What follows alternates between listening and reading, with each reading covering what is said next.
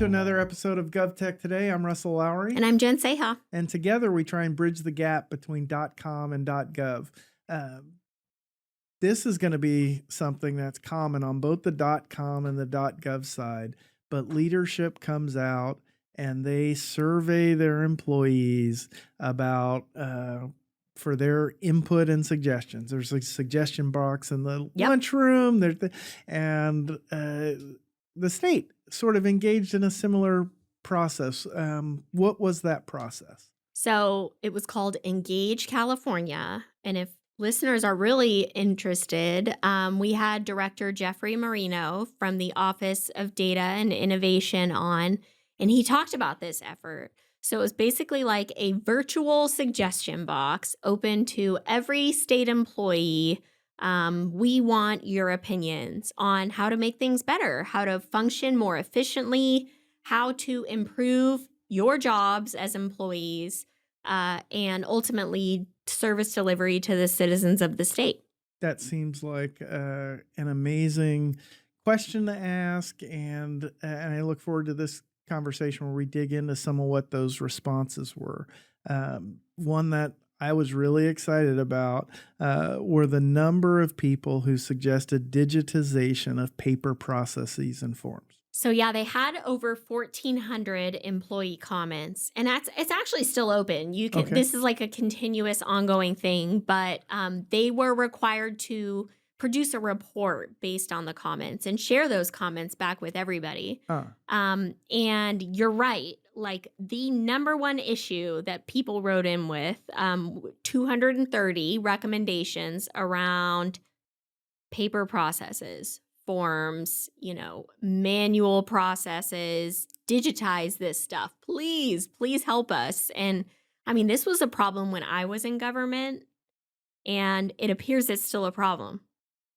Well, one of the things we've done is we ingested all of the information that we could find about technology procurement processes across the state. So I pull up a department or agency, and I can look at everything they've spent over the 5-year, 3-year, 1-year window, dollar figures and everything. And the reports we get back, you'll look at it and you just know something's off. They did not spend $100 billion.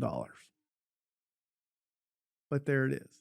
And you do a little digging, and what have you got? You've got some dirty data. It was just a transcription error. Mm-hmm. But there's places in the process where multiple people have to put and write in the same information before it gets uploaded into the system, and then there are errors in data.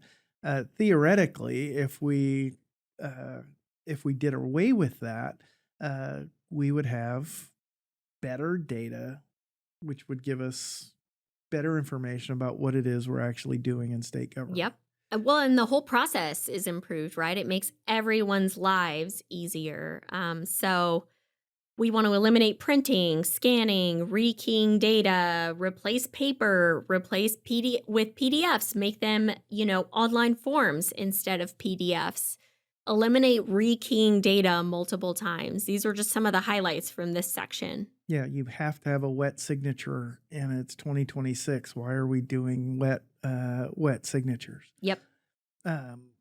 Well, the fact that this was the single most common suggestion, why does it matter? Why does it matter if we're digitized docs or not?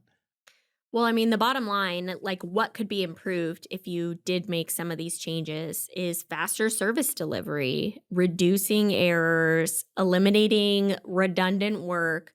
And I mean, that's just empowering to everybody, from the citizen that's getting the service at the end of the day to the employee that's having to do work that they're like, this has been done 3 times already. Why do I have to do it this way? Well, it also, I think, facilitates remote work, enables, because you don't have to have the scanner or the wet signature or process the doc in person on paper. I remember during the pandemic running into an attorney from one of our state departments that shall remain nameless, and I said, "Oh, are you, how's it going? You guys are all remote right now, right?" And she said, "Well, mostly.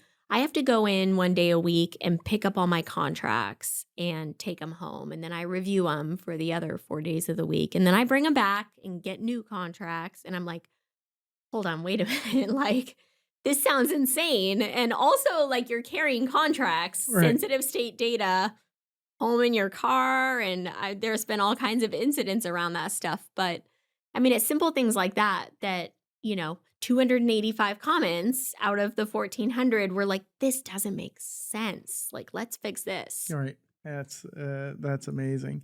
Uh, this one, the second most popular comment, may surprise some of our .com leaders, but sometimes people are worried about replacing state employees with these sort of efficiencies, but state employees didn't seem to be worried about that. The second most popular comment was, we need automation of repetitive and manual tasks. Yep. Automate data entry, automate routing and notifications and approvals, auto-populate forms from existing systems. Like, these are the ideas. And you're right. Normally you'd be like, wait a minute, you could be working yourself out of a job. But that's not where I think many employees are right now. I think they're looking at, and I mean, we even focus on this in my office, like the most valuable use of your time. And the employees in government are saying this repetitive task is not the most efficient use of my time. And this was probably my favorite comment in reviewing the report, but it at its root, it's about human flourishing.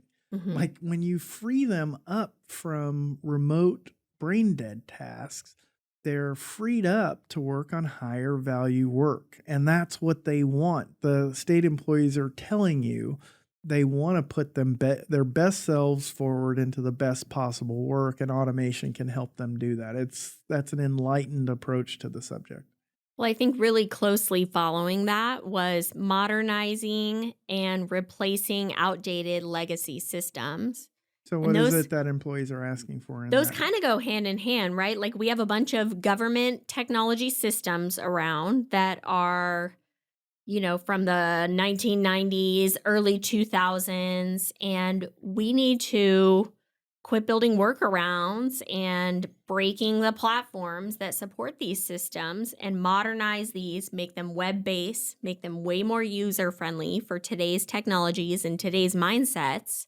So I think that is a common problem in governments all over the place. What would be some of the representative proposals under that kind of modernization approach? Replacing a lot of these old systems. They also don't support a lot of what everyone's asking for in number 2, which is like automation. Some of these systems can't handle that because it wasn't envisioned to work in that way when it was built 20 years ago. So you can't get the automation, Yep. and you are away from the paper doc if you're stuck in this legacy system that's processing things in the same old way. HR, payroll, printed time cards are still used around government. Wow. So anything, case management systems, things like that, were designed and built decades ago. So what were some of the rationales for why people said why does it matter? Why do they want to get rid of these legacy systems? It goes towards number 2, which is like, free up my time. Free up the time, but they were also blaming them for a root cause of delay. You're mad at me, Yep. or it's the bad state worker, and it's not me. You've given me a crappy system to work with. And well, it's errors, right? Errors, rekeying, duplicating work. I'm married to a state employee that would still go into the office once a month to file a paper time card, even during COVID. Wow. So, number 1, we don't typically mention vendors or specific call outs, but the report did, so we'll just mention it here. People brought up the use of existing Microsoft tools already owned by the state. And what is it that employees were asking for here? I think you can just take Microsoft out of it and just say, like, use what you already pay for and what you already have. I don't think that the majority of people really use the tools that government has already purchased, already pays for. Does everyone know how to use SharePoint? Are we using Teams? Everyone pays for it already in their Microsoft bundle, Okay. their Microsoft enterprise contract. So are we using the things that we've purchased? This goes to like cybersecurity too. You would be shocked at the number of people who bought things because they were sold that they had to have it, and maybe we haven't even turned it on. So looking at like what your tech stack already looks like and really training your employees and implementing the use of those in everyday work is something that frankly every state department should be doing. So that's just basic good governance. Don't buy a tool if you've already got a tool that's working Yep, and that you're not using. Don't buy another one. Don't buy something on top of it. totally. I it sounds simple, and I did work on this a little bit. Um, the state doesn't really have an organized approach to uh, the when you renew the renewal process for software. It comes up, the it comes up, and there's very little formal review. Has the product added new Yeah. features and benefits? Is there something else you've bought that's added features and benefits that makes this other tool more or less Yeah, necessary? maybe all that other stuff you bought is obsolete because this one tool has evolved to the place where it can already perform those other functions. Right. So looking at the tech stack as a whole and what you need and what you're using and what you're not using could probably save a ton of money. There's everybody's on the state side is flooded with vendors who are trying to get their attention to talk about features and benefits of different products. Uh, and it gets hard. It's hard for the vendor community to break through it. The employees couldn't possibly take every meeting that comes in their inbox or phone. And uh, but that kind of review could save the state a lot of money, and the employees are asking Yep. for it. I'm not sure what the solution is, but it seems like an area that's ripe for reform. Well, and that rolls into the next suggestion, which is sharing things among departments and among agencies. So, looking at some enterprise solutions, like why do we have 85 systems instead of one system that everyone's using? And I mean, that's a complicated issue. We know from the vendor standpoint, we're happy to sell you 85 systems, and the 85 systems all have different requirements. Every department does things slightly differently that mean that you need to have some customizations among these things that don't lend itself well to just selling one to 85 departments. But now the federal government's asking these questions like, why do we have 52 child welfare systems in 52 states that are all designed differently but have the same core functions?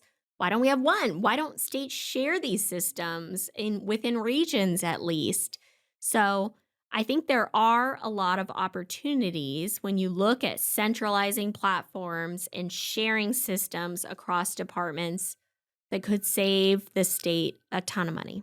Well, and it ties into the next one, data integration, dashboards, and reporting.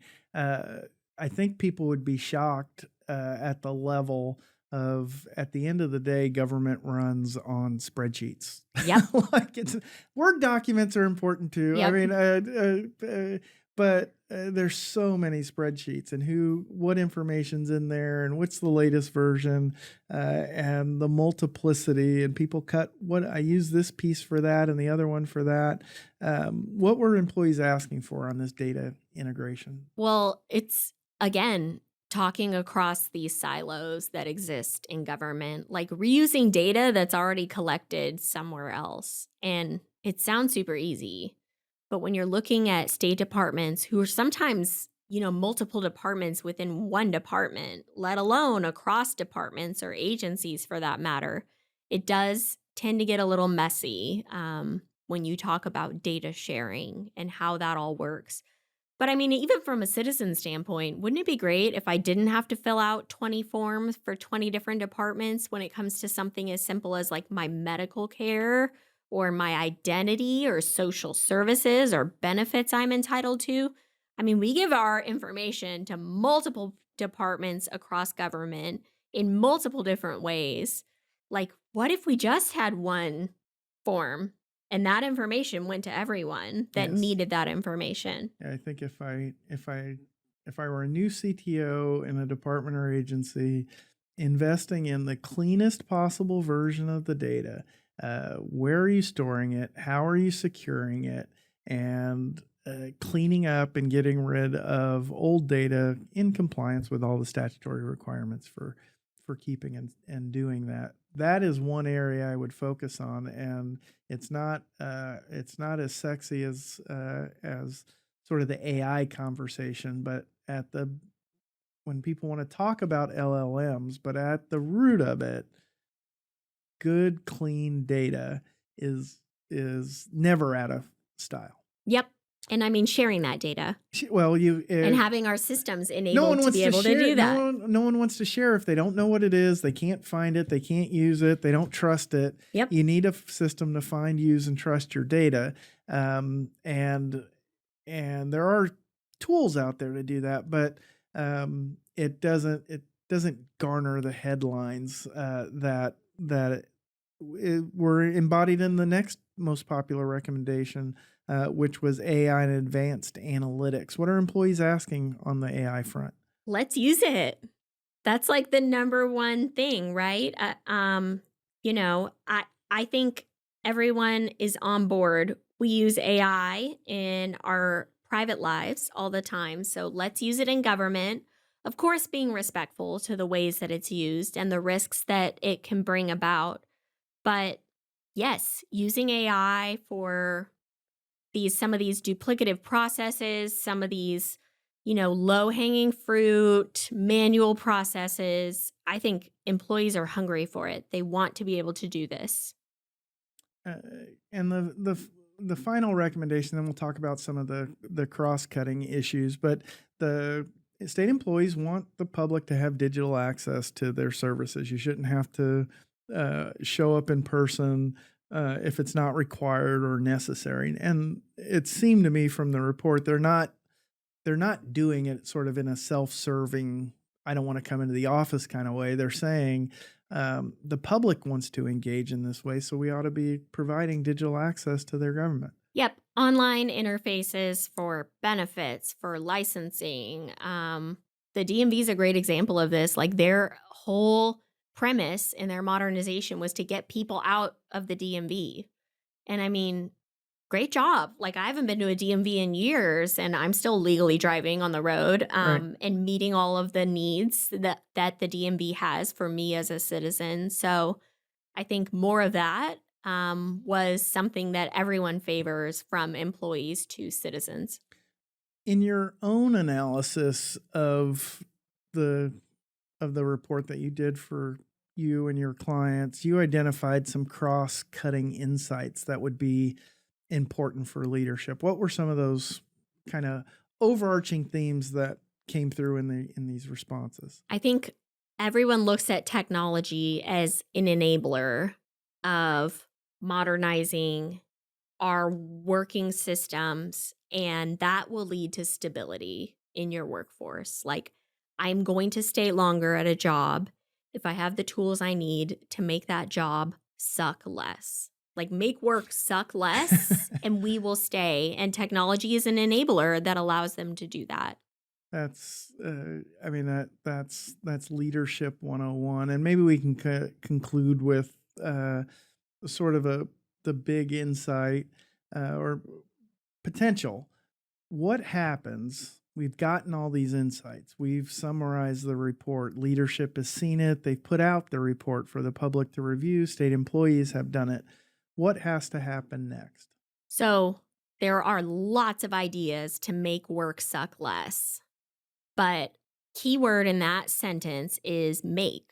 Like we have to do something with these tools. And we actually brought this up with Director Marino. Like, all right, what's going to happen? All these ideas are out there. Where does it go from there? And Director Marino was really clear. Like, it's on department leaders, it's on leaders in our state to actually implement some of these suggestions. And I think that's probably the most important part of this entire exercise. We have to actually listen to what people are saying and make changes based on that. Otherwise, it's super disenfranchising to everyone who made the effort, went above and beyond to actually give their suggestions for how to improve things if nothing changes. Well, and that's a perfect place to end. We got hundreds of suggestions that would make things better for state employees, for the public. There's nothing about this approach that has any kind of partisan tint. Many of these are going to save money, not cost money. It seems like a win-win, but change is hard in the government. We need leaders who are willing to implement that change. We ask people how to make it better. Now it falls on government to actually listen and make the changes. As always.